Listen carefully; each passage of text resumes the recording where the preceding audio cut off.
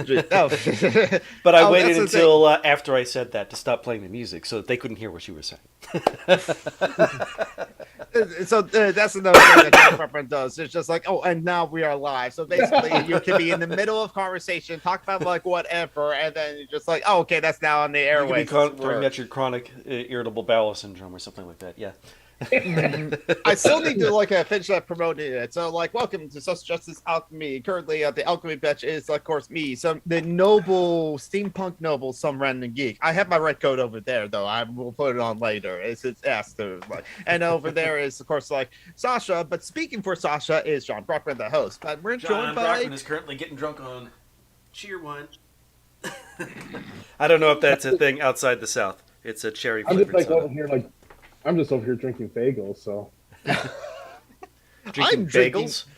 bagels. no Faygo, Faygo. And we're joined by Sounds Australian. and we're currently joined by a friend of mine who I invited on to the show to talk about like working on a co-op or many other things that they want to talk about. Lynnaquinn. So Lynnaquinn, how are you doing? I'm doing pretty good. A little tired. Had to run in at the grocery store yesterday, but other than that, pretty good. Sounds like a Running at the grocery store or running to the grocery store? Oh, I have run in. Yeah. Oh, Sounds like a Right. typical trans experience, is my guess. Living in rural Indiana, and I just got tired and kind of cussed out a bigot walking in the grocery store. Dad wasn't happy with me, but oh yeah, that's necklace your spouse. I have mentioned this before that like Marty Anthony, a friend of ours, the friend of the show, when they were back visiting family in northern Indiana, I'm not sure specifically, right? I think along Indianapolis. I got the best Reuben in the world, $13 Reuben, but the best Reuben. She overheard. She's a visible trans woman. She overheard like a cop talking to an old white guy, and the cop being a white guy, of course. And I forgot who was saying to the other one, but the conversation that she overheard is like, "Man, I don't like where there's so many blacks around here and men in dresses." And that's yeah. why Marty Athanasis is glad that she's not in Indiana anymore. However, she lives in the UK, Turk Island. So Indiana's a weird place. Like There's a family. Indianapolis, and then there's white supremacy. Oh yeah, like we live like or near South Bend. Like if you're familiar with Pete Buttigieg, Is that like, where University of Indiana is? that's where the University of Notre Dame is. oh, the fight in Irish, yes. Yeah, like I literally like where I used to work when I worked at the gas station. I worked right across from the campus. Um, yeah, it was like a mile walk from my house or a 2 mile walk. So like it's a trip. Um, it's Got all it's those just old Catholic bigots and those young Catholic students who vary. yeah, like they come here, and they're usually just rich kids who think they're rednecks. Okay, at least if like pretend to be nuts, they're not like cultural appropriation because like there's like which white Yeah, kids pretend to be black, so it's like yeah, like I'm from the hood and stuff other things. It's like no, you grew up in the suburbs. That's not the hood, as it were. yeah. It's You like can't talk about the hard times of your parents not giving you allowance. right, like I almost miss Minneapolis. Like you walk into the Aldi in our neighborhood, it'll just be a bunch of rich kids getting ready for poor parties. God. That would make me scream. But Domers are, yeah, they're rich white northern kids who think they're poor south uh, white kids. So Okay, I just realized I'm like enjoying the conversation, and I still haven't like shared around to like all the places. So I'm doing that now because like I'm busy. So, yeah. So Lynnaquinn, tell us a bit about yourself. I will share the Twitch channel into the live chat if it's not already in the description as it were. But you are on streamer on Twitch.tv/Lynnaquinn. So like, how would you describe your channel and what you do? well, my goal with the channel, I don't know if I always get this, is I want to kind of take take like horror and fantasy games are my two main ones I try for, and approach it like willingly open up political discourse and educational discourse of some of the elements in them. Mm-hmm. That's my goal with the channel. I don't always do that. That's my goal. Because we try to wash out the politics out of everything we do in life, and it's kind of sad because certain genres are built on politics, and people are trying to keep themselves blind to it because escapism. You know? Yeah. But except on Mondays because I stream with friends on Mondays who are non-political. What the fuck is non-political? No such thing as non-political. Well, they just don't want to dwell on politics, talk about politics, that sort of thing. Yeah, so I keep it kind of mild then, but Geek knows there's been times where I just will be playing a game, just straight up go on the the economical protocols of MMOs or something. I mean, I did that with Fortnite last Sunday, as it were, and Neverconcon was in the chat and said of course some random geek is going on about the economics of the Fortnite, as it were, she said we're joined by our mutual friend Isaiah too. Hello, Isaiah. And this is our friend my friend Lynnaquinn. So how are you doing, Isaiah? Isaiah, are you there? I guess his probably streaming from his phone again. Gonna take him a minute. Yeah, exactly. Hey, that's Isaiah usually joins into the call from his phone because he's at work while on stream. Of course. Hey, now it looks like he's finally caught up. Oop, a little bit choppy. Yeah, lags are going to be issue, Isaiah. Again, and wearing a USS Enterprise T-shirt. Love it. Nice. Of course. Yes. Hey, we can hear you. Now you can see my dog and my cat. Yes. The dog's name is Wesley. The cat's name is Sasha, for those of you who don't know. Sasha seems determined to wander in and out of camera. I haven't shared this on Twitter. I need to share the link on Twitter. Okay. That's what I'm doing right now. So is that ramen or pho in your banner, Lynnaquinn? It's a fondue pot. Okay. Who's Hot stuff and cheese. Who's the cute white girl I just saw? That's That is Lynnaquinn. Yeah, that's I'm Lynnaquinn. I'm a friend of Geeks. Because I'm friend with all the people. Mm-hmm. Go ahead, Isaiah. Your avatar looks pretty good, dude. She's not a dude. Yeah, I use she or they pronouns. Mm-hmm. I'm sorry. No, problem. It's okay. I barely put effort even in my voice mod to raise my voice because it hurts a lot of times. Mm-hmm. So I used to put so much effort into being passable back before my accident. After my accident, it got too creepy. Too many creepy dudes. I'm sitting here yeah, I'm just not going to worry about my voice. That'll be a deterrent. Hey, so you mentioned that you work at the gas station. That's kind of interesting because, I also used to work at a gas station. Yeah, I'm one of the few white people that work behind the counter at the gas station. So the movie Clerks is actually not too far off, but I promise we did not have porno magazines at the gas station, so I didn't show that to anyone at all. Yeah, that was kind of a 70s thing. Yes. Hey! I worked at Speedway. We had them. No, I'm joking. No, God, Speedway. Need more cold stuff. Do you have sheets in the? Have you ever been to Sheets? Because I've been hearing about this thing of Sheets and Huawei, as it were. So it's just I don't know. Nah, we got what's called Family Express out here, which is super cool. I see. Which they're they tried to sell themselves as the meme gas station. How do you do Sheets that? and Wawa are a Northeast thing, I think. Or I know Okay, Wawa's a Northeast thing. I don't know about Sheets. And that might be a Western. I don't know. No, East No, Coast thing. There's a Wawa coming here, Tallahassee. Really? That is Yeah. surprising. Because, I mean, I had them a lot in Pennsylvania where I grew up. They're named after the sound that Canada geese make. Wah, wah, wah, wah. That's actually kind of cool. You're from Yeah. You're from Pennsylvania. I lived there a couple of times growing up. I grew up all up and down the East Coast. So I'm from Delaware, Pennsylvania, Virginia, North Carolina, South Carolina, upstate New York, Connecticut, Arizona, and now back to South Carolina. So I've lived a lot of places. I've heard it. I've heard it's called Mississippi. Pennsatucky.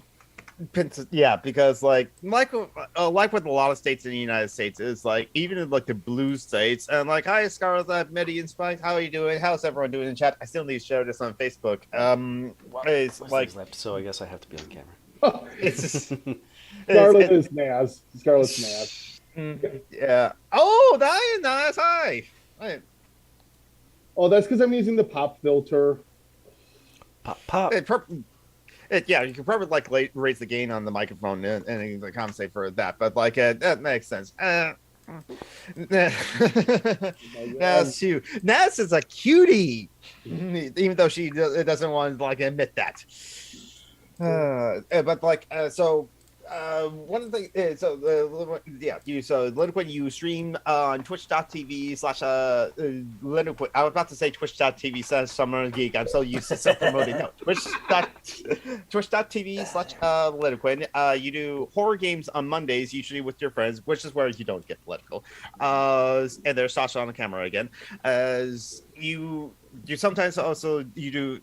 Do you have like a set schedule, or that's like a change that fluctuates depending on like your spoons that you have? It's supposed to be a set schedule. I change it every week, though. It seems like nothing set in stone. But it's mostly fantasy games. I try to at least get one MMO in a week. I try to play Majesty 2 every week, but we've seen how long those rounds have been getting. It was like 3 or 4 hours on like your what on the last subathon you did. Yeah, like it was like what, one mission? Like oh my goodness, this is getting because I'm starting to get into the difficult. The mid game. Yeah, like Majesty 2 gets pretty difficult as you go along. But like I try to drop something. Hold on. I try to play a good variety of horror and fantasy mainly. Is my goal.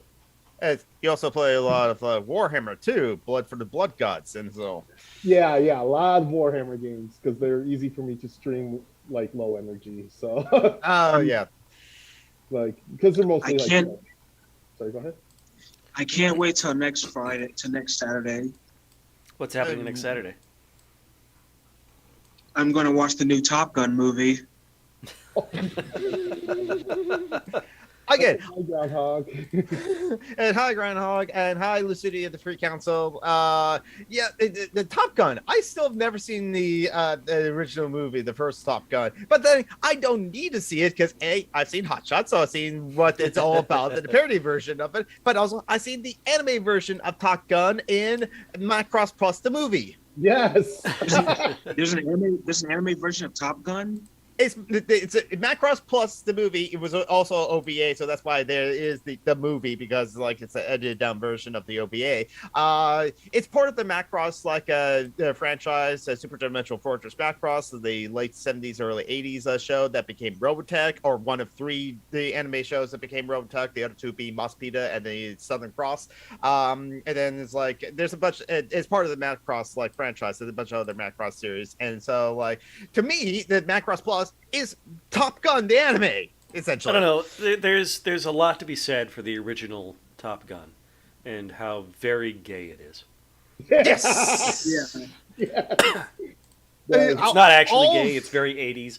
It's just that gay people love it because it's a lot of very pretty men in very tight jean shorts playing volleyball. Oh come on. Or also very tight underwear. And Tom Cruise is just so misogynistic. There's no way he's straight. Yeah. And yes, Groundhog. Groundhog's definitely an aircraft nerd because like when like her and like So am I. because like when I joined into voice call with either her or and Lin Wu and stuff like that, I'm not surprised that there's conversation about like airplanes, aircraft, trains, or other vehicles that is happening as I joined the voice call. This is probably the most American episode ever. And yeah, and so Groundhog said, I'm an aircraft nerd. I'm not going to see the new Top Gun film, as it were. I mean, also to be fair, come on. Tom Cruise, he's which is true actually, and most like Hollywood, like A-list actors he can think of. Yes, it's like, Tom Cruise is still playing the same character from Top Gun in all of his movies, as it were. Yeah. Yes. I forget my V-Roy doesn't fully nod, and it just makes me bounce. bouncy. Yeah, you're just like bouncing like this. Mm-hmm. I mean, Tom Cruise, I don't think is playing the same character as he did in Top Gun. I think he moved on, and now he's playing the same character he did in Mission Impossible. Yeah.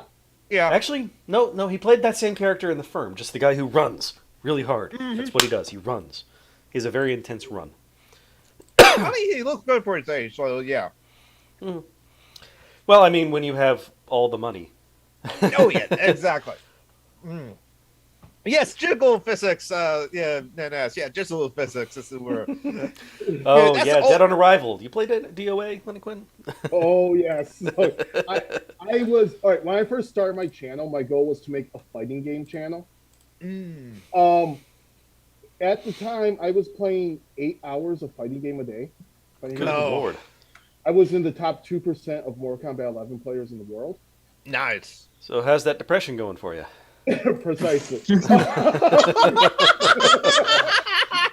Well, playing games take so much, like to be competitive in fighting games takes so much time and effort. Like it's one of the most, like the number crunching in fighting games is insanely precise. I'm pardon me for using wording like that, but it's just like so heavily precise. And I like having a life outside video games. So you're saying you're not a South Korean? Yeah, what you said, Isaiah? No, I was telling him I have my own YouTube channel too. Her. Sorry, I'm sorry. No problem. That reminds me that like Lynnaquinn also has the YouTube channel, and there is a link to the YouTube channel as well. And it's like you had that YouTube channel for a long time too, as well. Yeah, it's gone through a lot of iterations. I've kind of cleaned it up a little bit. Mm-hmm. Like it started as a Fallout channel. My channel started off with like this was over a decade ago. Me like drinking a new. Wait a minute! Oh my god! I actually have one. Don't fall down, Keith. Me drinking a new energy drink that I happened to acquire. This one was like put out at like work one day. It's a Chinese energy drink, Sting, red ginseng. I would do vlogs like that because that was easy to do, and I had the capability to do this. Then I went to some more vlogs, but more about like other things, do movie reviews, do like clips of like social justice Alchemy. Now my YouTube channel is just like me re-uploading my political vlogs of me reading essays from a Twitch channel. So yeah, my YouTube channel also gone through iterations too.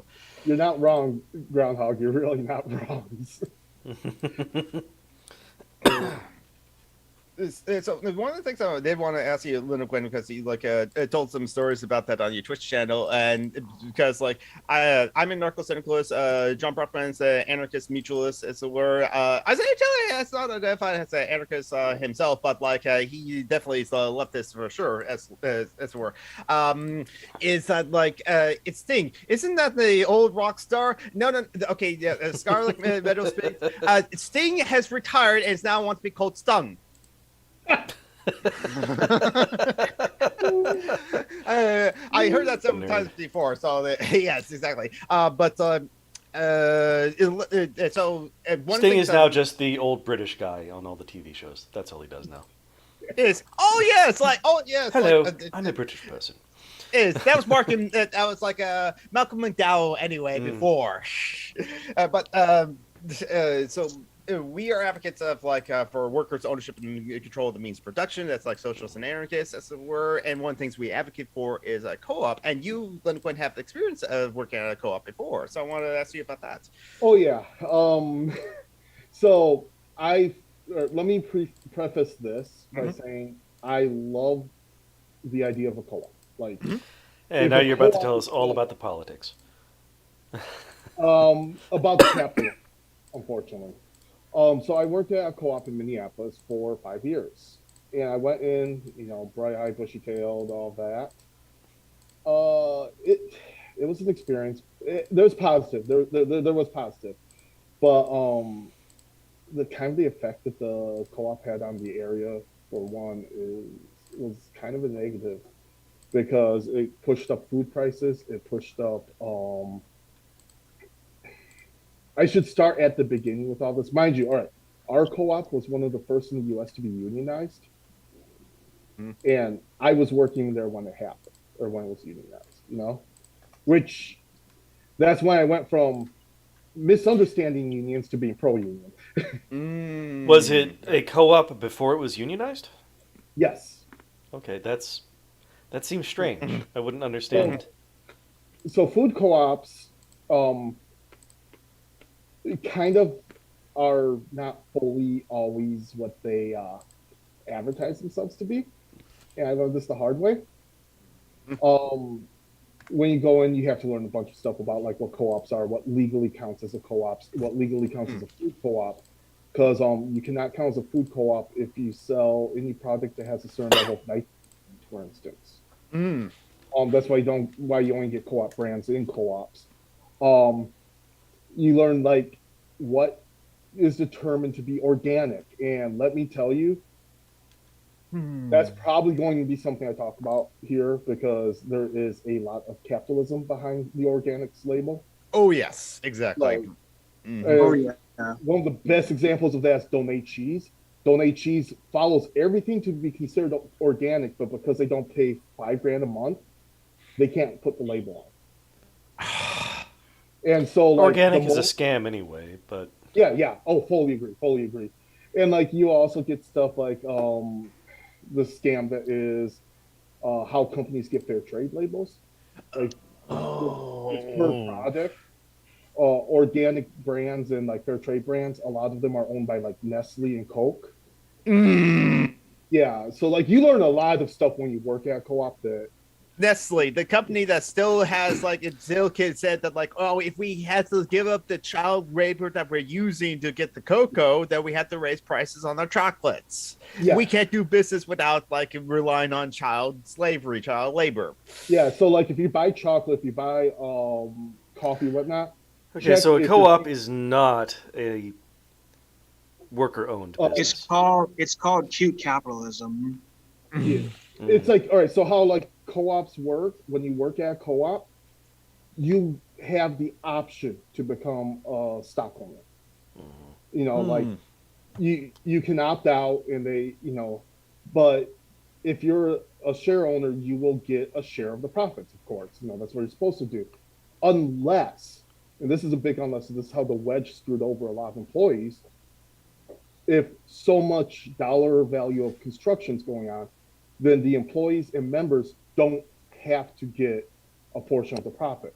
Oh. So we had two year to year back to back $1.4 million construction projects. And so the co-op cut our benefits. That's step one to us unionizing. The other part was they had this thing where sorry, Naz, I'm unsure what you were saying, hon. No, I'm good. Sorry, Naz was assigning me something. We could tell so your like, avatar looked over to the side to talk. The step two towards that was they had a merit-based merit-based raise system. Originally. And like originally starting wages was $10 for us. And so a year in, I got a raise for switching departments, which was automatically 50 cents. and then a 48-cent raise our 50 cents for my year. Bunch of employees had 2 years, whatnot. They decided to raise the starting wage to 11, which was, awesome. You raise the starting wages. Mm-hmm. They raised no one's wages except the starting. So everyone who had 2 year, who had cross training and whatnot, was back at starting. And when brought up with question, the CEO, who used to be a CEO at General Mills. Yeah. So you're seeing where You can tell it's not socialized when you have a CEO. Oh, they vote on the board, but the board gets paid $120,000 a year for 4 days of work, while the employees don't make living wage. Yep. Yeah. But this Just is looking like at the Wikipedia, I had to laugh when it says it's socialized. Yeah. This is all stuff that like a lot of people don't see. This is like all stuff that happens, behind the meeting room doors kind of thing. Yeah. So we still worked under the idea of trying to bring health and wellness to the community, but the problem is the brands that we were selling would be priced quite a bit higher. And the thing about sorry if I hope I don't offend anyone here, but the thing about white liberals and white neoliberals. You're not going to offend anyone here with that. We advocate for like banning whiteness and canceling white people here on this show. Right, like the whole thing with them, they equate the price. Actually, I'll tell me if I take the pop filter off if it's too much. Okay. All right. I can hear you just fine. All right. Naz was just saying that it was really muffled. But the price, like the white liberals think that the price equaled the value to the community, the value to the environment, and the value to health. So every grocery store within a mile would raise their prices. We're talking about Jack's Pizzas at like $7. And this didn't hit me when I first moved to Minneapolis because I'm white kid from rural white America. So it didn't hit me until I'm at a doctor's appointment, and the trans man that was working there, who was not white, found out I work at a co-op. It's like, oh, so you're working on gentrifying the neighborhoods. I'm like, well, what do you mean? It's like, I can't buy, or my grandma can't buy the food she wants to make for less than $5 for something that used to be $1. I mean, it hit me. And it's like, just watch. In a year, you're going to start seeing quote unquote affordable living going in the area. And so, sure enough, right around the co-op, you got apartments that are labeled for or affordable living that are $2K for a 1-bedroom. It's affordable to someone, but not to everyone. Yeah, you have access to healthcare. yeah. And it's you start seeing this, and you even see it we would do. I have this rule that if I can afford it at the time, if I'm eating from a culture, I go and shop at the markets for those cultures. Okay, yeah. It's a hardline rule I try to stick to unless I'm. You're saying you don't just go to Publix and shop in the ethnic aisle? Right. Yeah. I'll go instead of going to Meijer and going down the aisle, if I can help it, I'll go to the local Latin market for if I'm doing Latin food, or I'll go to Oriental market or Asian market finally. To buy Asian food if I'm cooking Asian, or a halal if I'm doing Middle Eastern and some Mediterranean, or I'll go to a Mediterranean market for Mediterranean, Yeah, exactly. I would just point out that Metro said, I'm named so white, I'm nearly transparent, but I'm not offended. Nice. But yeah, so one of the things you could see in pricing that I can easily describe as poblanos. The co-op would sell them $3.59 a pound. The carnicarium we would go to, which was about a mile and a half from the co-op, they were 2.5, and you go a little further out, we walked another mile to the game store we were going to. Right. Latin market there would be $2. The closest Latin market to the co-op was like $3.50 for poblano. And it's like right there, that just tells you what co-ops do to the neighborhood. You know?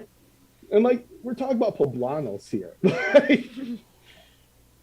I'm not familiar with poblanos, actually. I don't think we have that in this area. I know No, I no. didn't see it earlier. You guys gotta find poblanos. There's probably a place. Go to your local like Latin market, you'll find them. Okay, yeah. They're giant like chili peppers. Oh. Kind of, but like I thought you were talking about a chain store. This is like a giant, like they look like chili peppers, but they're like 6 inches long and like 5 inches thick. Like they're big. Okay, stop bragging that we're all about the same size. I mean, But, like, there's a great recipe, and Naz is probably going to correct me in the chat because I'm going to get this wrong. Called chili relleno. Ooh.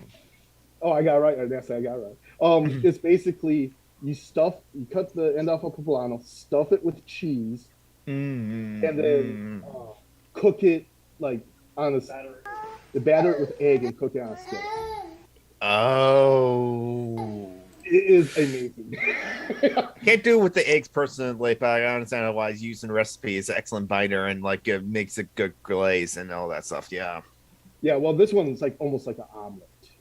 Yeah. Oh, okay, I can see. Yeah. It's but like to buy those ingredients, everywhere in the local area was like adjusting to co-op prices. So like the only place you could get cultural food for an affordable cost was if you went a couple miles out from the co-op. Yep. And Lascivious Fruit Gets says, now I'm hungry. And like, Ness, the Scarlet Meadow Sprite says, same. Ness, when are you never hungry? That's almost a common thing that like you talk about like food on like your Twitch channel, twitch.tv/Ness Neko. I'll put her Twitch channel into the chat as well. Oh, as I pointed out my YouTube channel link earlier, I promise I'm going to try to start uploading. I mean, personally, I would like there was like some cooking streams on like Twitch that I watch, and I think it's like, you know what, I actually do enjoy cooking. I would like to do that, but I live in a small apartment with two of my brothers as we're liberal, and he's pretty cool for the most part, but yet it just doesn't like understand socialism. I had the conversation before, and then my Trump supporter gave me a younger brother right over there, whose birthday is this weekend. I don't know what to get him if I get him anything as well. Butt plug. But yeah, going on back onto the co-op. Sorry about that. No problem. Well, I distracted you as well. So another thing with co-ops is, or at least with ours, they had a rule: you couldn't refuse service to anyone, even if it didn't seem safe. Because they didn't want to have a reputation that co-ops get. So like there were times where straight up I would have to help. If it wasn't a few times, the MOD saved me. Like MOD, who was a neighbor, he's an awesome guy. He was like my downstairs neighbor. He would like interject and save me from some of these customers. But like you'd have people walking in there with straight up with like SS tattoos and like Nazi paraphernalia. And like as a out trans person, I would have to go help these customers. You had one berating one of my coworkers when I worked at the cheese department, because we carried halal and kosher stuff. Talked about how we are evil because of that. I want the plain and the boring white cheese, as it were, because I'm a white person, as it were. I want my cheese bland. It wasn't even cheese. It was just like they're complaining that we carry products that are, period. And like, it's like, or Minneapolis has many bad things going for it, but one good thing is it's very much a very Muslim town. Like there's a lot of Islamic folk there, and it's great. So like. That's why Ilhan Omar is like the representative of like Minneapolis and like St. Paul there as well. They don't now. I don't. I don't want to like stereotype a group of people. So they don't give you issues for being on the LGBTQ thing, do they? No, no, man. Especially the Somalians were super nice. Like it was crazy because, like, I need to stop using that word. I'm sorry, guys. No problem. It was just it was a culture shock when I first moved out there because I'm from rural white America. I'm from a town in Michigan called Buchanan. We're only famous for wine that's served in the White House. Is that the wine that was in the back? No way, that's just like a wine that like a senator was like pimping because like that company like they finance his like campaign. Sorry. No, this was the wine that Jerry Ford brought into the White House called David. I But see. no, like so like when I moved out there, like I've only had like minimal exposure to Islamic people at the time, and it was all positive. Like I moved out there and it was wonderful because they treated me really well. Mhm. They would stand up for me, Okay. because yeah, and 'Cause I know with religion they still don't like LGBT people. So that's like some branches of Islam. Like I'm not going to pretend I know like the whole details of it though, because like Yeah. um, like I think I read the Quran once, you know. Mhm. That's more times than like new atheist movement did, and they were always critical about like the Muslims and Islam as well as like other religions too. But yeah. It's not And like racist, they're a religion. like one of my favorite moments though, I had a customer come in. She was full hijab and whatnot, really really wonderful. Like she had to be like early 20s, late teens, and Mhm. she comes up is like sees wine covered parmesan. She's like, does this have alcohol in it? I'm like, because at co-ops you are taught to be mindful of like eating stuff. Right, exactly. Uh, so it's like, oh, um, it's cooked out. I don't know if that counts. Like, But that is a reasonable question. Yeah. yeah, she informed me like she looked into it and came back the next day. She's like, I'm glad I didn't buy it. Like I was told, because I guess it does not count if it's cooked out or so called. Oh, yeah, It yeah. still counts Exactly. alcohol. Like Mm-hmm. it was it was like such a fun experience to be Mm-hmm. around like such a different environment because like right here like we have our groups of non-white people here too that are wonderful. Like we have a Mm-hmm. huge Sikh community where I'm living, Nice. Yeah, like yeah. huge Sikh community in like the Michiana area. You Mm-hmm. know, Quite a few people the sick around here too, and like I did work at a gas station, but one of our people was like actually sick, and like many of his family members or distant cousins and a lot of his friends communities also work at the same gas stations chain as it were too. Yeah, so yeah. yeah, like the gas station I go to for caffeine at nights when you hear me going to get gas caffeine. Mm-hmm. They're mostly sick that work there, and like it's part Mm-hmm. of the reason I go there because such nice, Mm-hmm. like non-judgmental. Yeah, Yes. Yeah, exactly. like yeah, I think that's like I prefer over other gas stations because like I walk into some places like even if I'm not like fully presenting or anything like that, I'm still wearing like rainbow freaking shoes and like Mhm. bright colors. Yeah, Yeah, exactly. Seeing white people who don't like ethnic music when it's performed by actual ethnic people isn't uncommon. It's kind of like food. Yep. Hey, Emily Chambers, and like, hey, everyone, and this world, how's everyone doing? So yeah, so like, it sounds like with like a co-ops, as it were, it's just like with like just like with organic and vegan Whole Foods, basically, it's that kind of like gentrification of like everything as it were, and it's like our friend Phoenix, who's not in the chat, but it's a dear friend of ours. It's like done like several videos on their YouTube channel about like the anti-humanist vegans as it were, and like they're complaining about like the vegan culture of that thing, where it's just like, okay, yeah, slapping a label of vegan on it shouldn't like make it like $12 or $4 more or something like that, and so much ableism in the vegan community. Oh, and like, okay, like, I have Ableism vegan and friends. classism. Yeah. True.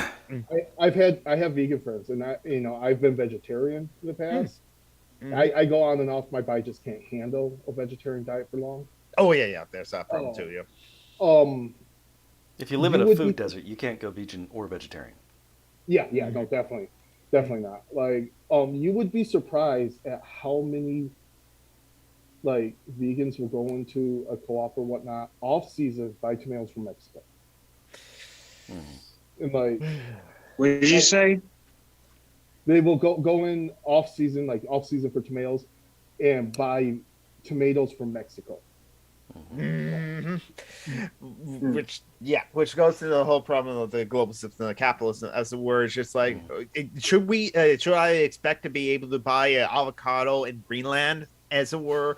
Is that sustainable to keep on doing that, buying like blueberries a year round? If you live in California, yeah, blueberries are year round because the climate there is were, but like in Maine, it's like, are we to expect to like always like buy blueberries when we want to or something like that? Yeah. Which I think that's like societal, it's going to be a shift and a change we'll have to like get used to or do, or we're forced to have to get used to it, as it were. Just have to like eat foods are more locally grown within season, as it were. Yeah. Because Well, I What? Mhm. Oh, What? sorry, go ahead. No, I was gonna switch the conversation, but I don't want to be rude. So go ahead and finish what you were saying. Oh, I was going to say the whole reason I was bringing up like where the tomatoes were from is because there's been like some human rights issues with the crops down there. Oh yeah. Tomatoes. Well, no, just like growing and then processing the food. Anyway, there was like Kevin Wolf, is a good friend of ours, that like shared like a Twitter link about like the people who like pick the food and grow the food like around Thanksgiving, as it were. And it's just like, yeah, there's a whole like set of politics there, as it were, that I need to like look further into. But definitely the rights for all those people that do that too. See, Mitchell said, I came out to with my folk music roots. So I always like knew it was highly problematic for white performers to co-op others folks' music. So, oh yeah, I mean like rock and roll music, all of, like a lot of like I don't know what kind of like a white people music that we actually originally created than like classical. And like Nat says, I have strong opinions on when some folks are loudly anti-meat but buy off-season veggies. Yeah. Again, the classists and the ableist assholes, and some of them white too, of like the vegans that like and the anti-humanist vegans, just like the anti-humanist vegans, like, oh, with our healthy vegan diet, we can like fight things like COVID. And Phoenix is like, can we please not? It's a word. So how's it? So what? Mhm. Yeah, Go no, I ahead. was gonna ask what animated movies have you guys seen recently?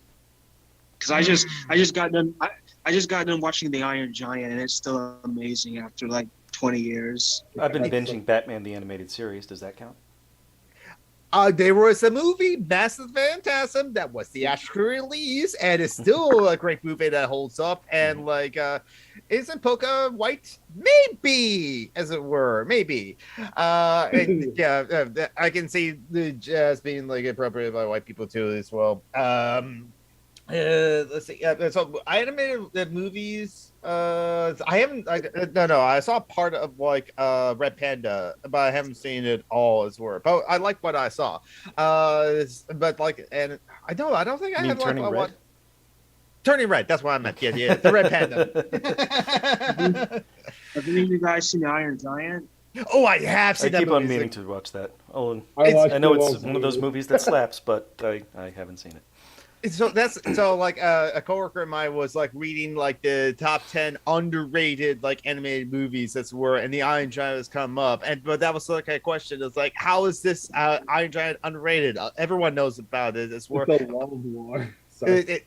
Yeah, but I think the Iron Giant is still kind of underrated because not everyone has seen it. If it was like a Disney animated movie, yes, chances are everyone has seen the. It had a Disney anim- cameo on Ted Lasso, so Yes, and I think it's on the mainstream at this point. right, yeah, that's the point that my coworker was saying that like he thinks the Iron Giant is mainstream because it was also in the Ready Player One, too. It's And Well, also everything was in Ready Player One. I mean, True. the Iron Giant himself is actually one of the playable characters in Multiversus as well. Oh, that's cool. But so because it was not now so it's maybe the idea of that person is just like no even though like many people know about film nerds or anime nerds or animation nerds it's a word no more people need to like see it and know about it. It's like and Iron Giant is a huge part of my childhood as well. So some of the other I underrated have it on VHS. nice. do you have a VCR player though? Yes, I have a VCR player inside the TV. Nice. That is so 90s of you, bro. I have it's like I have a VHS player inside the TV, and I have a Blu-ray flat screen TV, like literally feet from where the VCR TV is. So It's that's the thing about like Isaiah Taylor is that he is very much 90s kid as were 90s he has a Clueless poster in his like home Despite having been born in 1999. no, I was born in '92 actually. Yeah, I was born in like 1984, so yes, the year was so important that like George Orwell wrote a novel about it. But like I still have not read the novel actually, despite the fact that I'm an anarchist as well. But like, am I a child of the '80s when I don't really remember it, or I'm a child of the '90s when I can remember Nirvana and like the '90s shows and Boston Public and all these other things?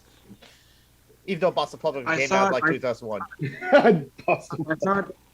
I thought under Karl Marx we're not allowed to have property. That's what I thought. Oh, who did you hear that from? I heard it from like people who don't understand socialism. They'll say, "Well, you want people to then give up all their stuff and give it to the rich people." And I'm like, that's the opposite of what Karl Marx says. If anything, Karl Marx actually wants you to have more of your stuff for your labor. So Yep. Yeah, exactly. Well, no, what Karl Marx wants is for everybody to have to share one big toothbrush. And I did actually have a small conversation with my father because like it was his birthday, so I was wishing him that birthday. So I'm not got him anything for his birthday. The last gift I gave him on Christmas was like Death for 5,000 Years, the Kindle version, because like oh crap, I need to get a gift to my dad as well. So I got a Kindle version of like the Death Proof. I don't remember. I don't remember Charm actually. I do know about Thunderbirds, but never seen the Groundhog.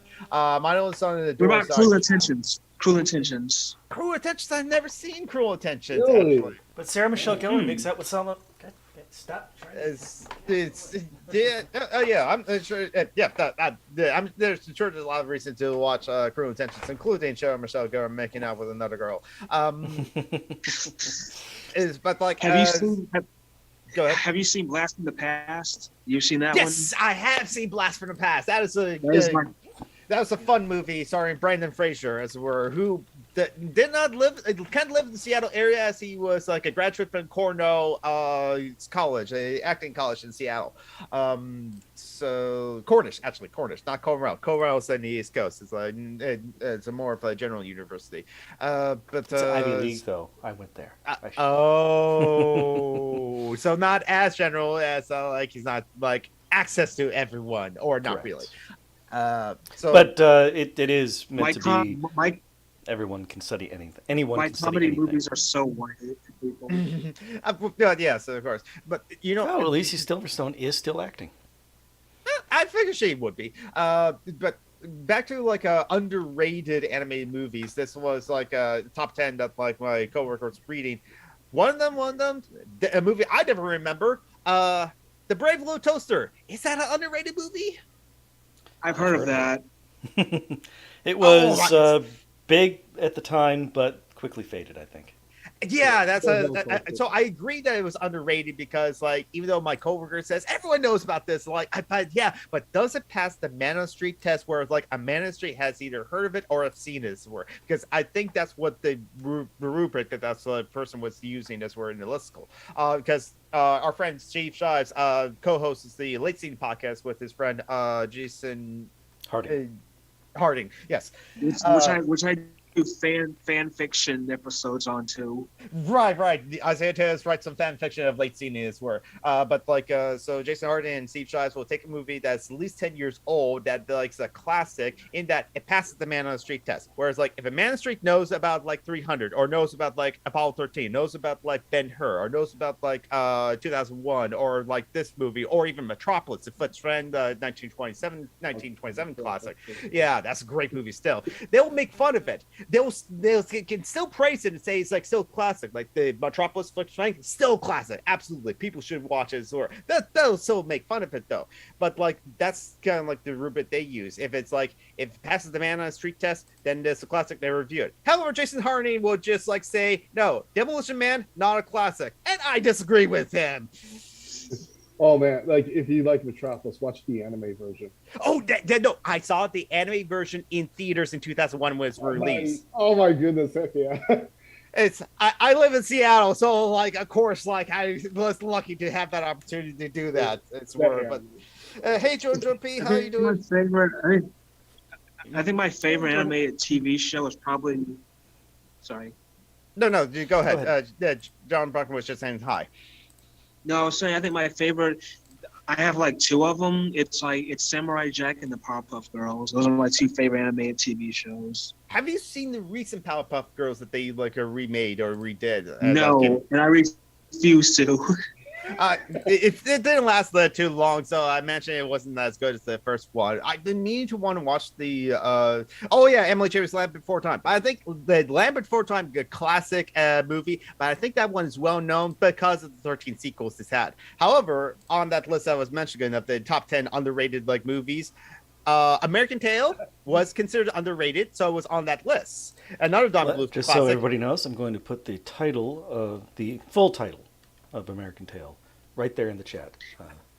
Has anyone seen My Life as a Teenage Robot? Yes. I have not. Yeah, I really love that. I really like that show too. If you like that one, check out a show called Symbionic Titan.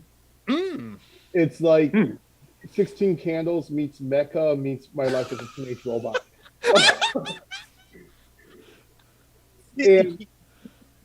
and like look it up, look at who produced it too. Like not who produced and directed and wrote it. Like that Symbionic Titan is golden. I mean, okay. Did anyone like Hey Arnold or Rugrats? Did anyone like any of those? I like Rugrats. I watched that as a kid. I watched it way back in the day, yeah. I did hear Hey Arnold definitely had themes about gentrification in their episodes. Hey Arnold, that's the PBS one, right? No, I think you're talking about Arthur. Hey Arnold is the Nickelodeon one. Okay, yeah. I have never seen either Arthur or Hey Arnold as well, so like yeah, I did confuse too. So I now recognize Hey Arnold. I remember seeing like screenshots of it, but no, I never seen Hey Arnold. So like I can't I don't have an opinion on it. Mm-hmm. Yeah, I'm just sitting here like the newest animation thing I've been watching is Lower Decks, and it definitely doesn't fit the theme. No, it's fine. We are a stream of consciousness, as it were. How often have I just like jumped into like in and out of like several different like topics, as it were?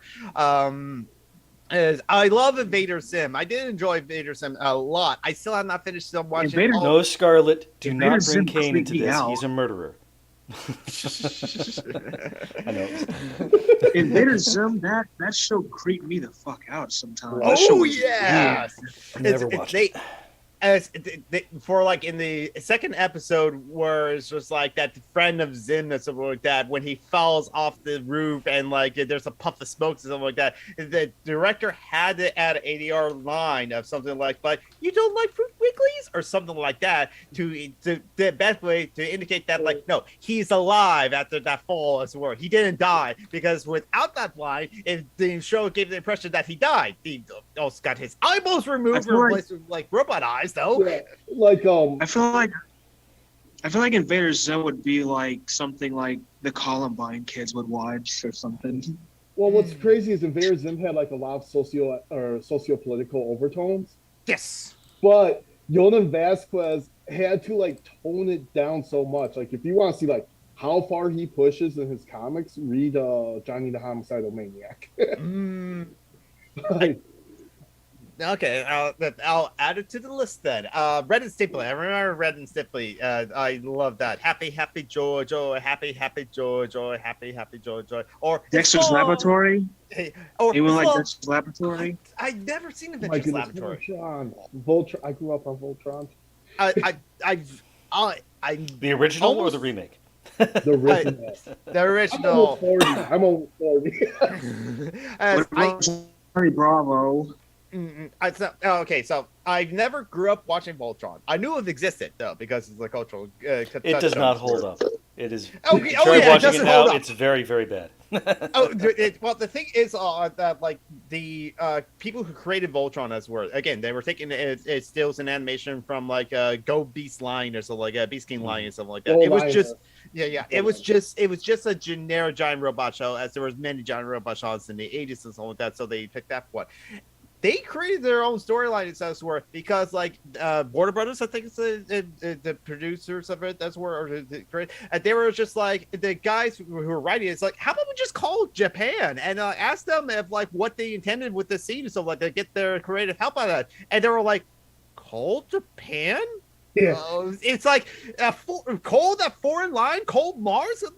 So they never talked to Japan at all, and how they did the dubbing, as it were, it's just like they didn't do it like they do now, where they show you the image, as it were, and they'll give you beeps of deet, deet, deet, and then on like the third or fourth beat that will be silent, the actor has to start saying the line, which is why many musicians have done well in voice acting, because they got timing so that like start saying the line and they can like do it quite well.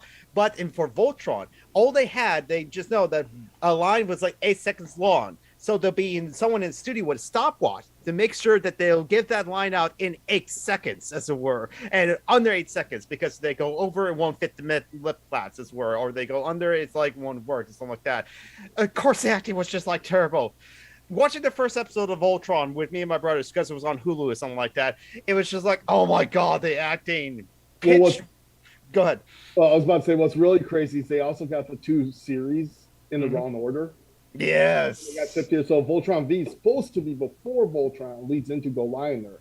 Yeah. Like, so they had to scramble and explain why, the king was in like V and not in. Yeah, exactly. I mean, like I mentioned with like Robotech, that was like taking Carl Masak. I remember his name, Uncle Carl.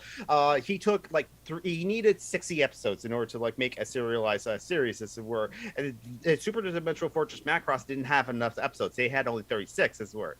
It was supposed to be like 50 episodes. They then shrunk down to like 24 and 30. But then and they only did that like halfway through the series. But then they decided to give them 6 more episodes. So that's why the pacing in that show was so terrible, honestly.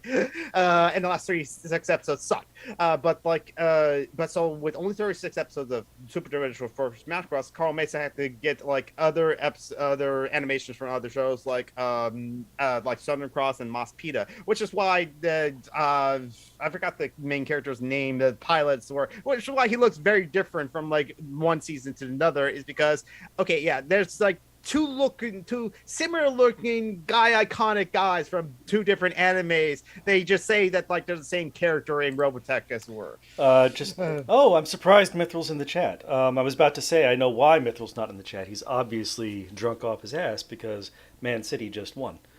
They won the Premier League. Mithra was saying that he likes like celebrating as where Ground like said, I've been in so many chats where it like goes like this way outside the stream. And it's just the way chats happen in these parts. Yes, exactly.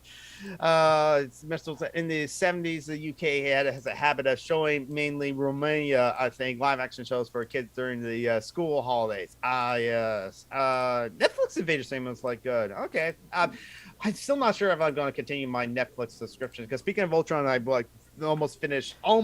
Just like everyone else, they're adding advertising and raising rates and fucking. I'm trying to like speaking of Netflix. I'm gonna probably watch Netflix to see about this whole autism and love thing that they got.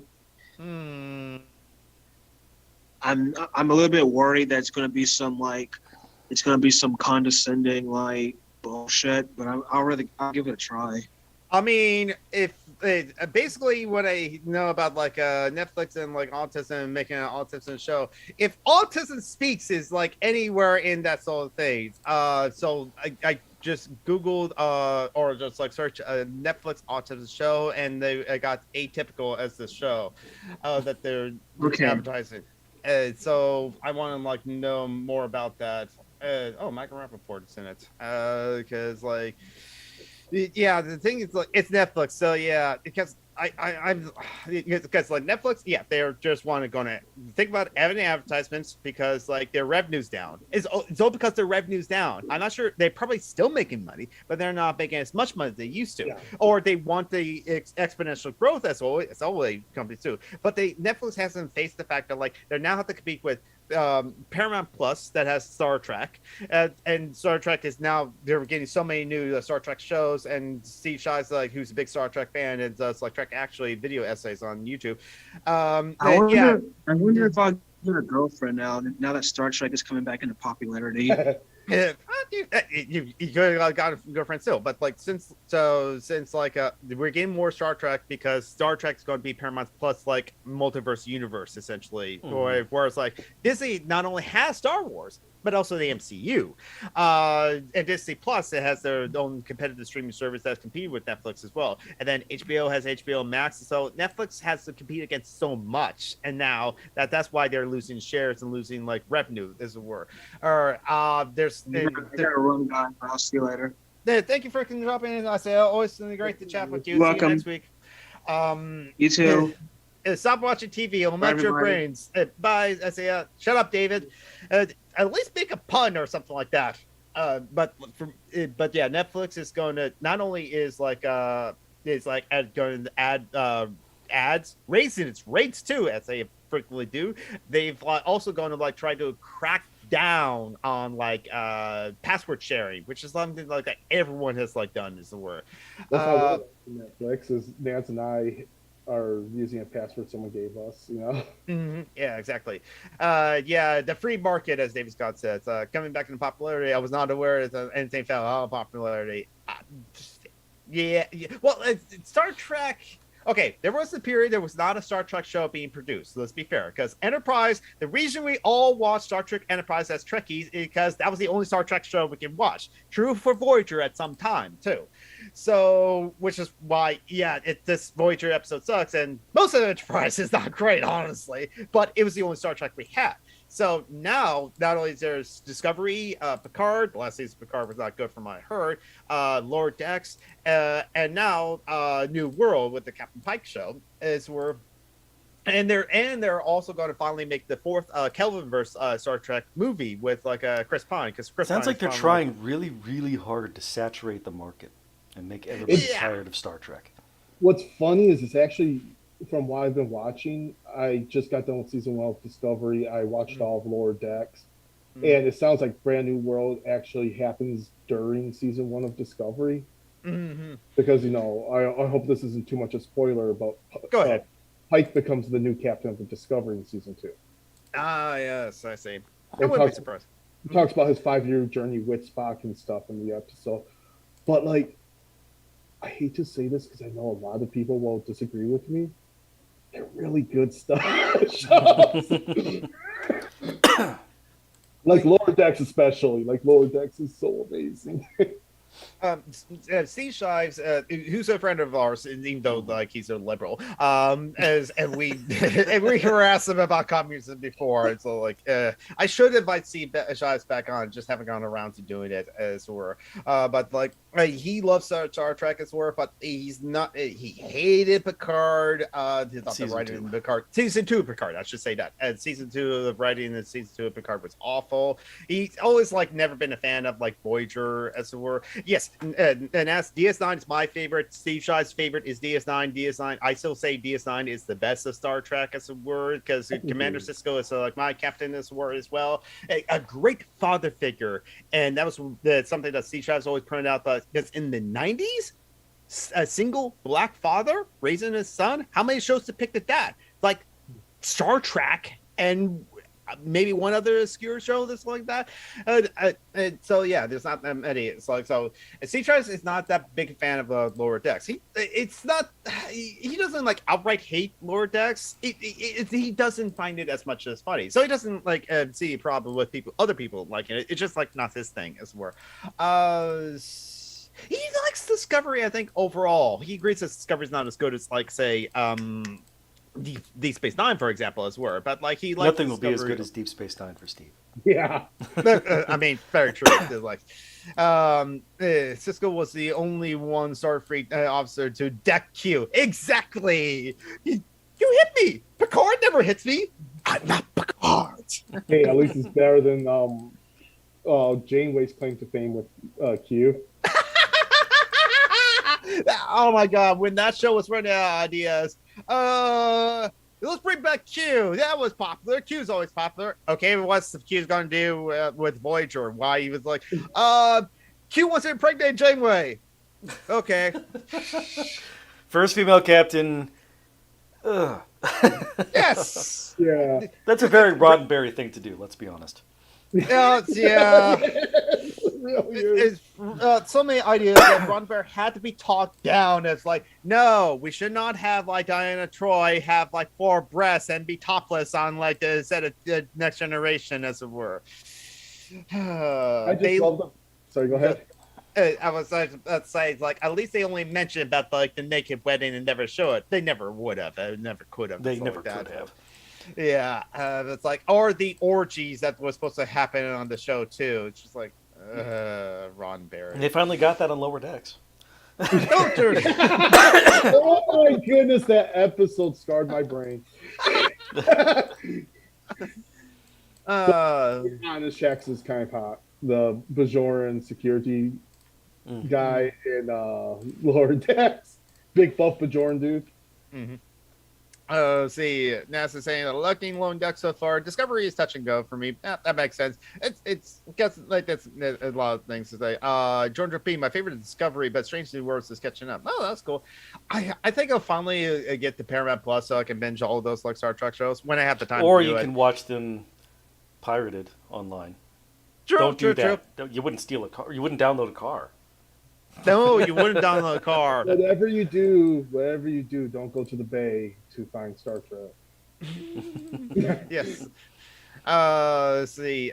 Groundhog said companies are all about the money and short term. Well, if people are annoyed or tired of like Star Wars and Marvel, just shove more of it in their face. Yeah. Whatever you do, don't go to www.actvid.com to watch things for free. That would be wrong. Yeah.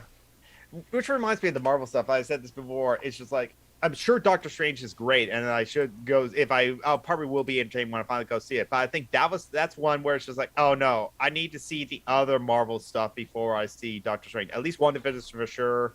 The Spider-Man movie, which is a Sony movie, honestly, because Sony still has the rights, the Marvel movie rights to the Spider-Man. That's where. I think that one I think that one I don't need to see anything else before I see that one, because I've seen the previous 2 Spider-Man movies, which I think are very good in their own right as well. You might need to see Doctor Strange for that one. Okay, so I would need to see the latest Spider-Man movie, which I heard was really good, in order to see Doctor Strange. You know, the Spider-Man movies, I have not seen the 2 Andrew Garfield Spider-Man movies, the Amazing Spider-Mans, and I don't think I need to. We showed Naz. I showed Naz them after we watched what was it? No Way Home. Yes, No Way Home. because like she got curious and like they're not as they don't they hold up better than you would think. Okay, so Like so it's not, it wouldn't be a waste of my time, basically. yeah, like Andrew Garfield did Spider-Man well. Okay. It was the writers. Yeah. But like it's like one of those things like understand what you're getting into. And I think Nads even thought that the Andrew Garfields were better than the Tobey Maguire, if I remember right. Okay. Well, the Tobey Maguire ones, yeah, everyone hates Spider-Man 3, but because that was too goofy in but which no, I don't agree. I don't like this person anymore as a word, but like the nostalgia critic Doug Walker has said like, but all the three Sam Raimi Spider-Man movies were goofy anyway.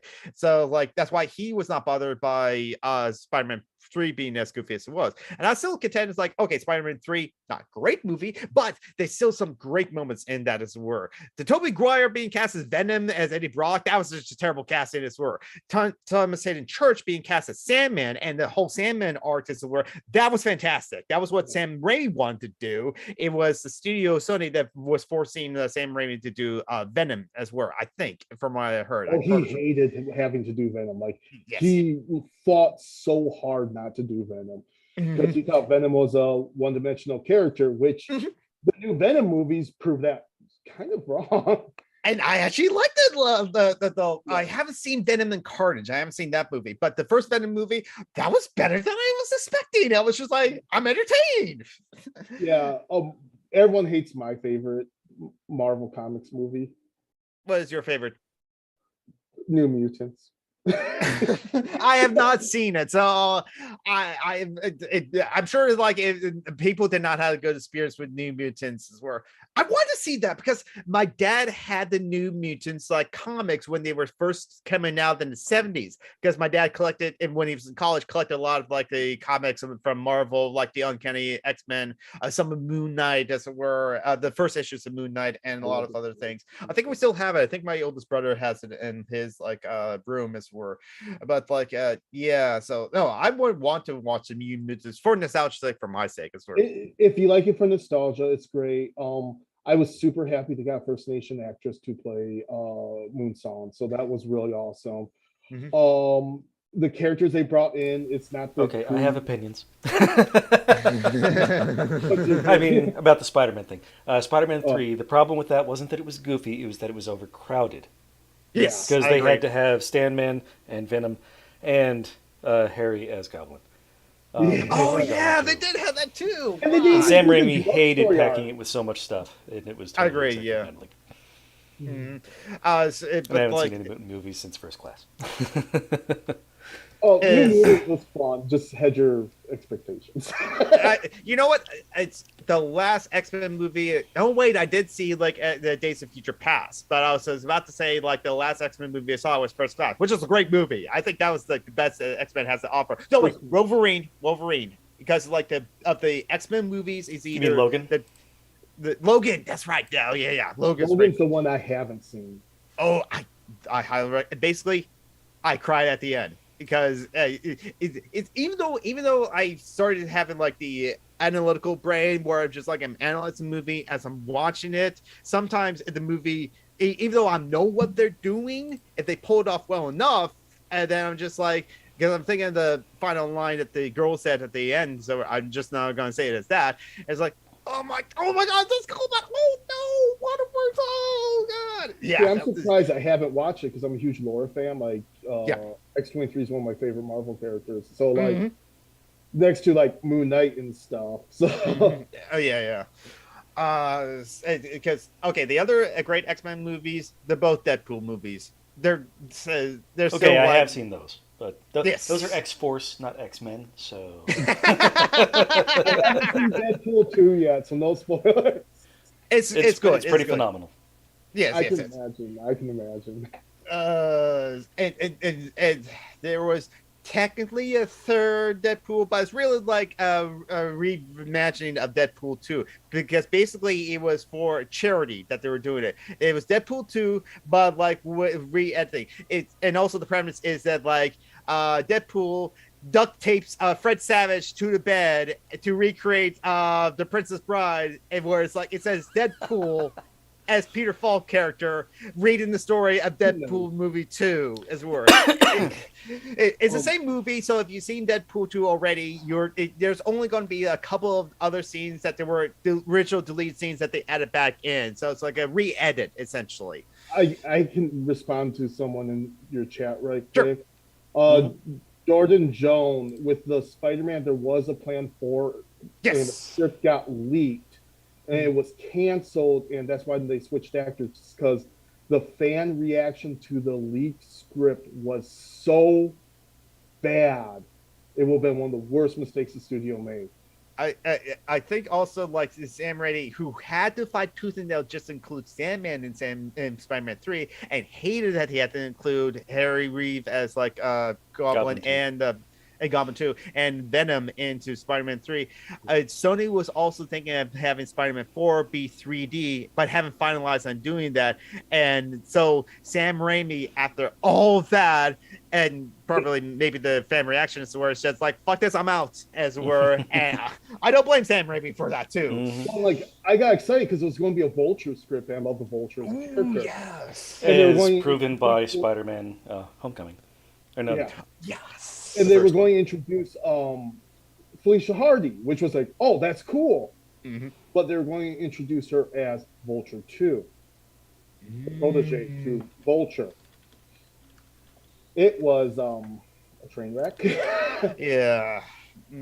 Like, and it could have just been a really early version of the script that got leaked, unfortunately. But like, it destroyed the franchise for now.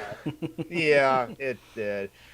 But no, Vulture. Oh man, and Homecoming, Michael Keaton. Oh my God, it's Fucking like, proven that comic actors make the best actors. it's some of the best actors, yes, because like they can do it and turn it on as word, and the characterization as word, because like some people think that Vulture is like a villain. I think he's the antagonist to the story. Yes, anti-hero. I agree. He's an anti-hero, not a villain. This word. Well, anti-villain, because he's definitely doing better. He's a weapons manufacturer. Yeah, anti-villains just, basically they're the villain, but they almost could be the hero. Yeah. Yes, exactly. They have much more reasonable motivations than your typical villain. Yeah, and true, like Michael Keaton, and it was like, so yeah. Oh, you know what, Lucivia? I want a Spider-Gwen movie so bad, even though I've just never read anything about like Spider-Gwen. I know Gwen Stacy from the Spider-Man, the '90s Spider-Man cartoon series. I remember that. And into the Spider-Verse, or Spider-Man Into the Spider-Verse. Oh, it's so great, fantastic movie. That's the best Spider-Man movie in my opinion. That's where, but I haven't seen the latest one. If I heard right, they're doing a Spider-Gwen movie. They're also doing a Madam Web movie. So that's interesting. They'll never do my rumors abound. Well, oh no, they actually have dropped the trailer. Yeah. Tom Holland and Sabrina Carpenter. Ooh, nice. My two favorite Spider-Man stories will never get translated into movies, so I don't even try. Secret Wars and the Clone Saga? Nope. Game Wars, which is actually kind of popular still, and Puma.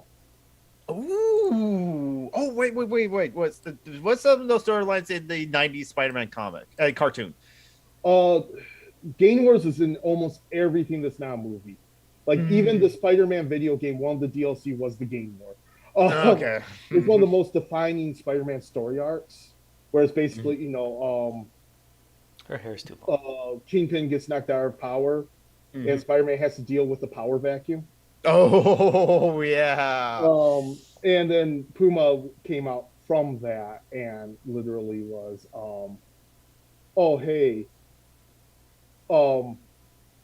he knew Spider-Man was Spider-Man. Spider-Man had quit the Daily Bugle and worked at his company. He's like, I know who you are out there. You know who I am. When we're in here, we're not those people. So let's have a mutual work agreement.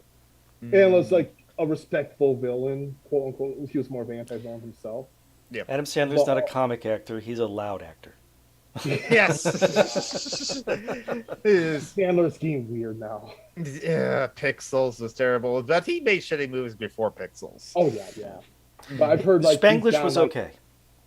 Okay, but that after Spanglish, I don't think. But he did not direct that one. That was James L. Brooks. But the movies that his production team, Happy Madison, as it were, or like yeah, that's where it's just like I don't think those ones are.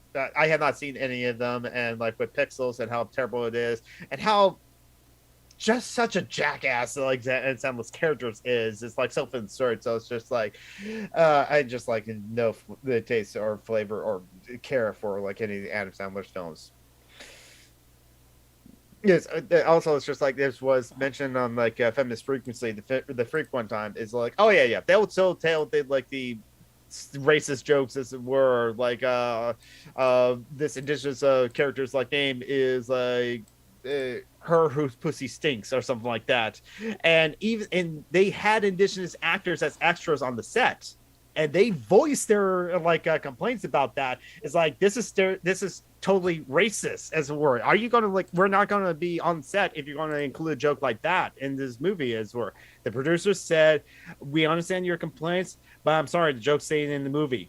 And so I think those indigenous actors walk off set, and I don't blame them as it were. I wouldn't either. That's yeah. Mm-hmm. Let's see. A Punisher. The movies of the Punisher as lure. I haven't seen Punisher like War Zones or like the second movie as it were. I should, but my expectations is it's a dumb action movie as it were. Not as great as like the 80s dumb action movies as it were, like Commando, True Lies, so that sort of thing. No, True Lies is 90s. I saw the one starring Thomas Jane as the Punisher. That was interesting. Yeah. Yeah. Warzone, approach it more like a horror film. Oh, which makes sense with the character of Punisher, honestly. Yeah, it's done a lot in the style of like the War Journal comics, where it's the villains and Punisher's the slasher villain. Yeah, exactly. That's pretty much if you want to enjoy the movie, that's how you gotta watch it. I like the Netflix show somewhat. I will admit that, but I haven't finished it. The Netflix I'm going to go out on a limb here and say that the Punisher as a character was invented in the mid '90s. Yes. Nope. 1974. Yeah, it was the 70s. And like, I was about to say, because I mean, just the concept is so part of the grimdark stupid that was the '90s. That's what started the grimdark stupid. Yeah. No, actually, I blame Frank Miller for that.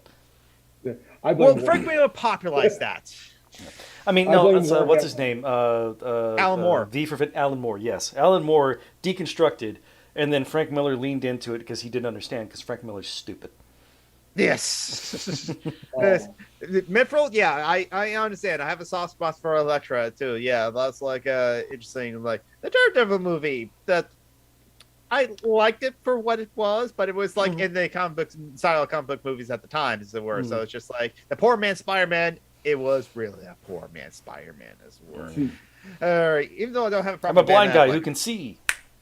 Yes. Of the Netflix shows, of the Marvel Netflix, I've seen both the first two seasons of Daredevil. I like them enough. The first season more than the second season. Yeah, the second season had a lot of problems. The first half of the second season was amazing. Second half kind of fell apart. Yeah. Third season was good. Jessica Jones is still great. I have not finished the first season of Luke Cage, though. Luke Cage is also good. Yeah, I'm skipping entirely Iron Fist, and it's actually okay. Okay. First season not great. Second season a lot better. Okay. Maybe if I'm okay with like Iron Fist, maybe I'll watch The Defenders, as it were. But if I care, yeah, pretty much that's where I am on the Netflix shows, which are now the Disney Plus shows, as it were. Because like again, there's like so much like Marvel stuff I need to catch up on if I want to be a completionist, as it were. I finished Moon Knight like on schedule. What's that? Holy shit, is that good? It has an Egyptian. Nice to love it. Like, there's an Egyptian director on it, who has complained about DC's movies very vocally, not portraying Egypt right. Just DC movies because there was like that Egypt, there was like that Cleopatra movie or something like that movie, And with The like, Mummy starring Brendan Fraser. Oh, yeah. But he's torn so heavily into Wonder Woman and Black Adam. Oh, Like saying, yeah. stop portraying Egypt this way. Egypt is diverse. It's beautiful. It's a city. So he wanted to portray it really right in the show, and like that's why the change from Marlene to Layla, like Moon Knight's wife's whole character changes. Origins there, and they've even set up Layla as a revitalization and degentrification of a character from Marvel's past. Scarlet Scarab? Yes. They set her up for that. The show's done well, and as someone who does have DID, like seeing the character of Moon Knight blacking out and waking up to like the results of one of the altars is a familiar experience, like. Could you explain DID for those who might not know? All right, so DID, formerly called multiple personality disorder, is just like you compartmentalize a lot of your brain to deal with certain traumas and stuff. And like even down to they've been able to track alters have specific archetypes that they follow. Like for instance, for me, Quinn would be the defender. She's the one who takes on a lot of my conflict, a lot of like because I have schizoaffective disorder as well, like a lot of my hallucinations, like when my pain gets too much, I will switch to Quinn. Lynn handles a lot of the social aspects of my life and would be considered like a face. That's kind of how they approach, Mark versus why can't I think of his timid personality in the show? Steven. Yeah, Steven. Mark versus Steven versus Jacob. Where like who doesn't show up on screen until the very end. Yeah. Well, theoretically, Jacob shows up in 2 other earlier episodes. Oh, he shows up a lot. His effects show up a lot. We just don't actually see him or acknowledge or confirm him. Jacob would be the guardian, Stephen would be the face, and Mark is Mark the core. Yeah. And so like them actually going to depth portraying like rationalization in the mind. Then they did their homework, which I didn't think Marvel was going to do or Disney was going to do, Yeah. I wouldn't blame Disney not doing the homework, honestly. It's a beautiful show. It's really well done. It's not graphic, which was surprising because my favorite Moon Knight run is the Charles Houston run. And if you've not read those, they literally show him like peeling the face off of an enemy. Wow. Yeah. Moon Knight gets violent. That's from what I've seen of the Moon Knight comics in the earlier one, that doesn't surprise me, honestly. Now, correct me if I'm wrong. Is it like okay to say that like Moon Knight's kind of like Marvel's version of Batman? Oh no, like that's a misconception. Like he was kind of in some ways because he was a rich guy who fought crime. Okay, so that's the similarities there. The similarities ends there. Yeah, but the whole thing is he's not worried about stealth. Like he wears white. So that when the enemies see them, they're shaking so hard they can't even shoot the moon. And also he's a lot. His personality is very different from Bruce Wayne. He's a lot more like Deadpool. Yeah. Okay. He'll go in. He'll just like taunt the enemies. This is where he does some random bullshit. Random bullshit, go! Yeah. Like, the memes, like that one wasn't from the comics, but like there are memes in the comics that make the meme like panels look normal. Like he's a good character. The show really toned down Moon Knight a lot. Yeah, it did. And like they toned down Steven because in the comics Steven was the Bruce Wayne personality. And I like that they took Steven into the working class, like timid personality instead. Like Steven was a personality he would use to talk to dignitaries and Doom. Try to get money from Dracula. I have to remember that's right. Dracula's in the Marvel Comics universe, and he owes Moon Knight money.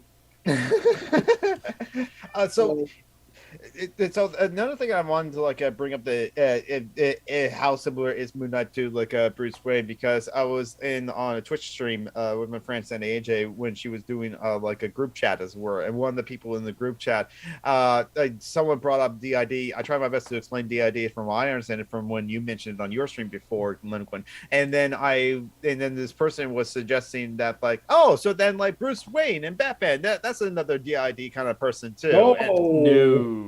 yeah. no, DID like completely is like, all right. Sorry, I kind of half explained. Like DID is different. Like calling them personalities. The reason why they're called alters now is because it's been noted that the personalities aren't just personalities; they are whole lives. Yeah. And like, yeah, you can reconstitute, recombine through like certain types of treatments, but it comes to the moralistic question of should you? You know, Right. that's a question with me. Like, you know, with my main alters, you know, Core, Lynn, and Quinn, like they're three very different people with three sets of memories. Remember, in Star Trek Voyager, which is the simple answer, did Catherine Janeway kill Tuvix? Yes. Yeah, Mhm. yeah, precisely. And that is really like seriously, that's actually a good analogy there. Like, you know, with this personality, would combining mean that they're all just one, or is it you know, three different people? And like Moon Knight approaches this question too with Steven. Mm. Like, Yeah, go ahead. No, but yeah, just going. Go ahead. sorry, I was just reading the chat really quick. Okay, yeah. That's why I was going to mention that Emily Chambers said that the affinity system and multiplicity and me are good DID in information channels on YouTube as Yeah. well. Okay, I'll check that out then. Yeah, but like they approach the idea of like the alters and like how much right to life the alters have, how much of a different person the alters are in Moon Knight, which I thought was cool. Like there's a whole scene, I'm not spoiling much, there's a whole scene where they're basically got to work out their mind while on the way through the Duat. And like it's literally Steven and Mark talking with each other while Steven's trying to learn about his I guess you could say Existence. origin. Yeah, and like the question comes up, who was first? Yeah. And like Who's Third base. so, Yeah, I was. Who's on first? What's on second? I know it's on third. yeah, it was like as far as Marvel shows go, it was one you don't need to watch anything else with. But it was also one that did an amazing job, you know? Okay, yeah.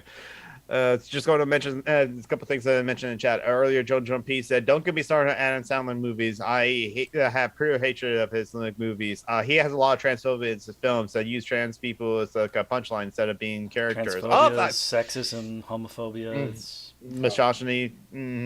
He is 1992 incarnate. Yes. Exactly. And let's see, Mitchell's like, and yeah, don't speak of the Punisher, we mentioned, don't a lot of cops wear Punisher badges? Oh yeah, I did misunderstand Punisher absolutely. Oh yeah.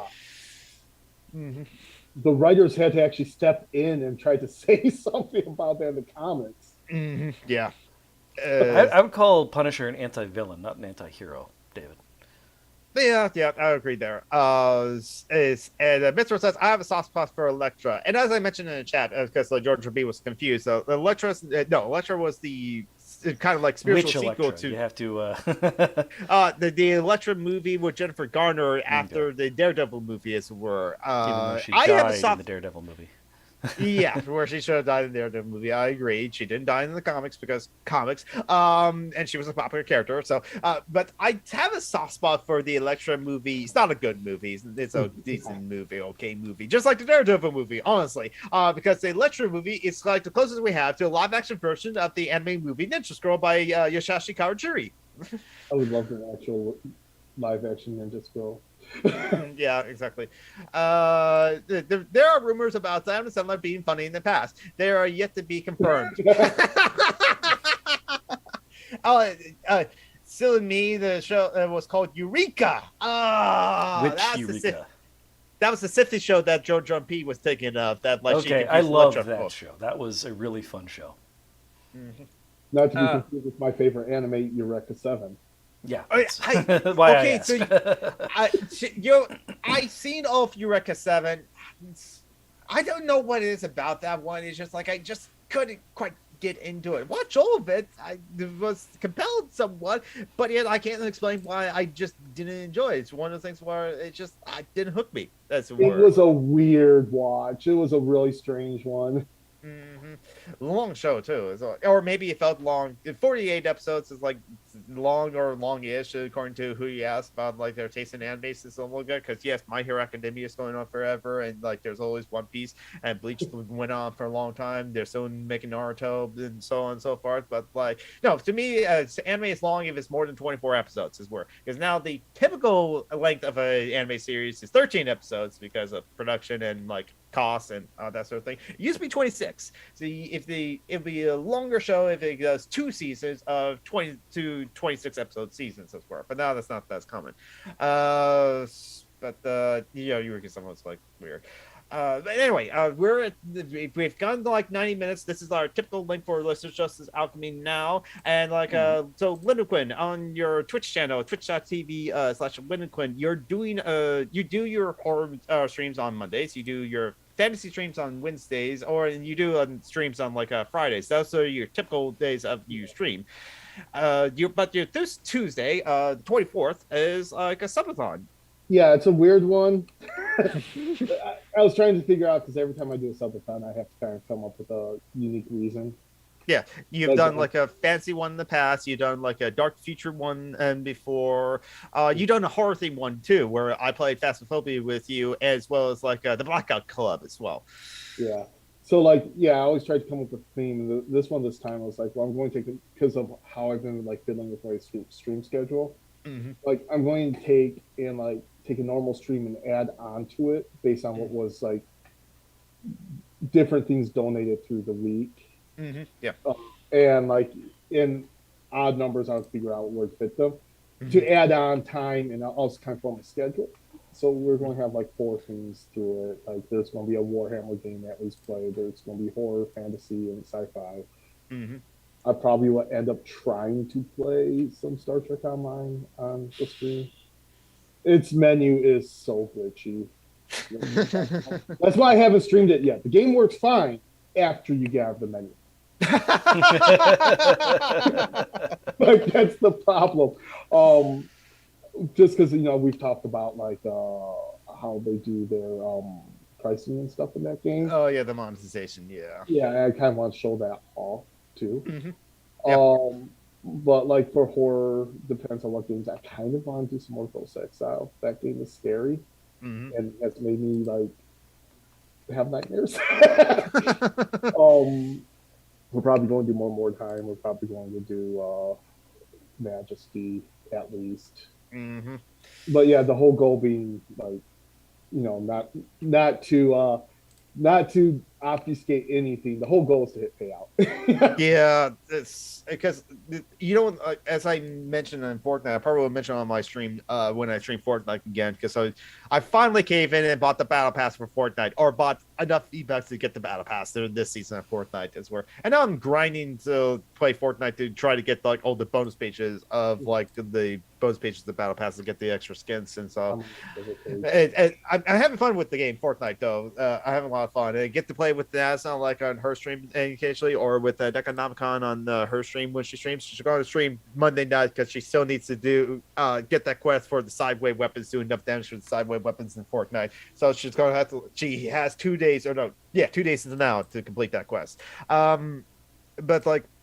And the thing, what was about to say, like the V-Bucks and the monetization as word. Damn it, crap. I try to think, but nothing happens. Fortnite is pretty fair compared to like Star Trek. We're right. Twitch payout. Okay, so kind of like how with the V-Bucks, it's like you have the 50 extra V-Bucks after buying a battle pass. If you just spend like bought 1,000 V-Bucks, so you always got that extra V-Bucks. It's sitting there, not doing anything. It's like it emotionally drives you. Just like crap, I'm gonna have to get more V-Bucks so I can actually use that 50 V-Bucks I have left over and spend it on something else. Twitch does the same thing with its payouts as where it's like he sees you, oh, you're at $56, oh, you're at $74, you're this close from payout as it were, because they only pay out $100 or more as it were. Well, actually, other like companies like a Honda Bubble, no, their payouts like only $10. They'll like transfer you money after like $10 or something like that. So Twitch is trying to encourage you to stream more to get to the payouts, ask for donos, ask for like subs, ask for cheers. And I know that has a whole rant that she like wants to go on about like the new cheer function as it were, and what Twitch did to her with that whole function as it were. I'll probably write a Twitch Twitter thread up myself. Yes, I did. I put the link to the Zoom chat. I'm surprised nobody joined us. You did! Oh my god! It's okay. So it busted a curse that we have like a small dedicated audience, and we much appreciate you like our audience as were, but like wow, because if we were a bigger audience and there was a Zoom link in the chat, we could have easily been we would have been bombed. Yes, it would have been like the whole like a voice call thing me and Huntress had the other month. Oh, that's right. I remember about that. Oh my god, I didn't watch it when it was live, but no, yeah, that happened where it's like you were playing Phasmophobia with Huntress _gaming, another Twitch channel that I mod for too, and it's a friend of ours. And they came into like your voice call on your Discord server or the Huntress Discord server, and yeah, and then. Same thing with like, oh, you're streaming or oh, you're on voice call. It's all like that, and drop slurs and N words. It's because they have nothing better to do. As we're basically the N word on repeat. We're just sitting here trying to talk over, panicking, ending our stream, getting set up, figure out what's now. Yeah, Twitch sets the $100 thing so that also just possibly you will never get a payout as well. Yeah, luckily I've gotten like at least 2 payouts since I started became a Twitch affiliate as it were. Yeah, it's almost like Twitch is it's like 99% of Twitchers never get paid. So.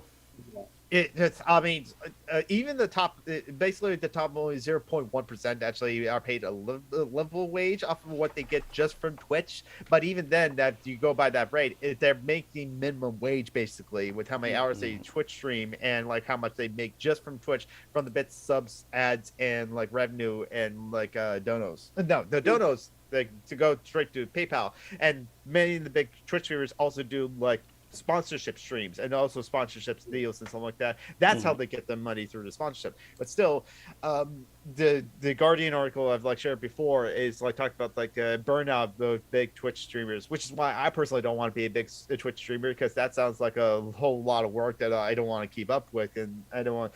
People are already concerned about me working so many hours at work as it is, 60 to 70 hours. I'm going to come into work later today too to do at least 5 hours, and like.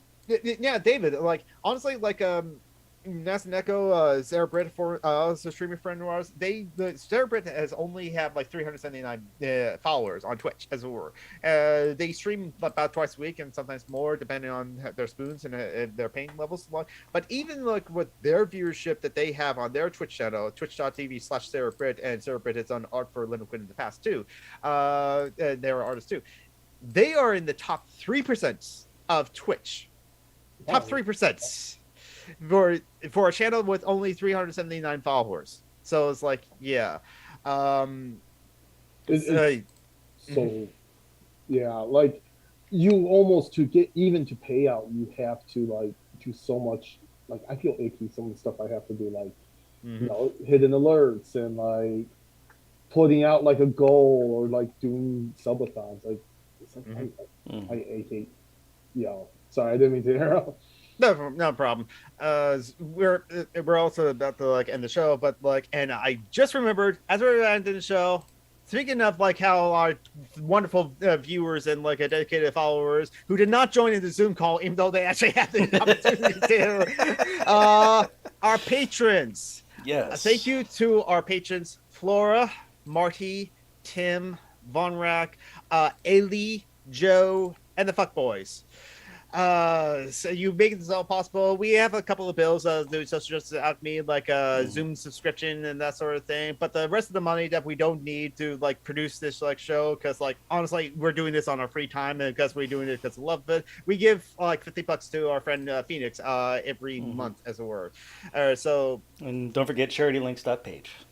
right, and like it's because like Phoenix's GoFundMe is in charity links off page. Joanna Roberts like PayPal links and Cash App is in the GoFundMe in the charity links off page.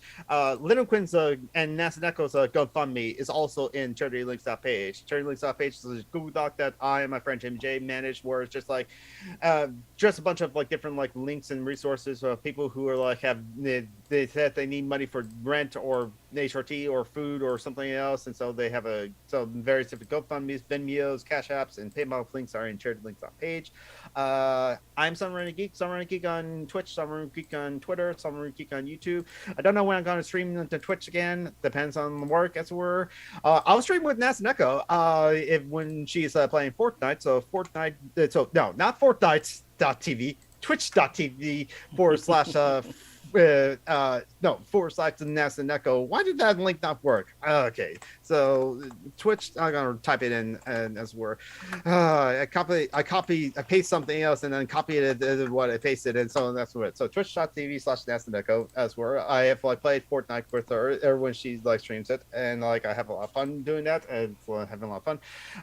Check her out. She streams every Monday night, Wednesday night, Friday night, and Saturday nights, when her pain allows her, when her body allows her, as where she's spoony as well. So just like Lynnaquinn, just like many of our people in our chat and on the show, as were John P, like Groundhog for sure, Emily Chambers, Literano, who could not join us because like it's been tough on her. She has to work 35 hours a week or something like that, and she's a spoony too with fibromyalgia and all that stuff. Tabby Wolf, of course, is spoony. So Lucivia's a spoony. So like, yeah, a lot of disabled people in here. But one other thing, that's a Nintendo console, right? Yeah, exactly, David. Shut up.